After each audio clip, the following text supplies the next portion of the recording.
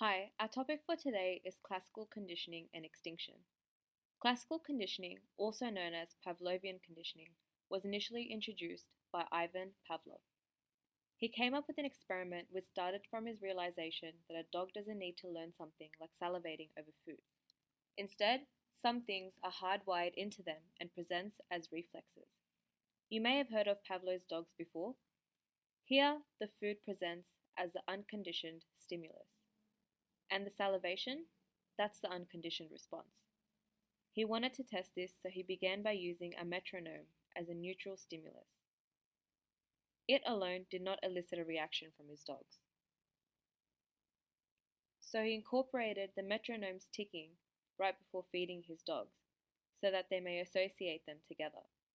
He repeated this a number of times and then presented the metronome's ticking alone, without the food.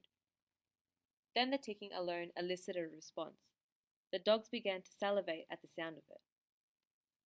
To summarize, classical conditioning takes an unconditioned stimulus that already elicits a response and associates it with a neutral stimulus that does not elicit a response, and turns that neutral stimulus into a conditioned one, allowing it to elicit a response alone. Once this association has occurred multiple times, the conditioned stimulus will elicit the learned response alone, although only if the association is presented every so often. And if this does not occur again, the size of the conditioned response will slowly start to diminish and eventually disappear altogether.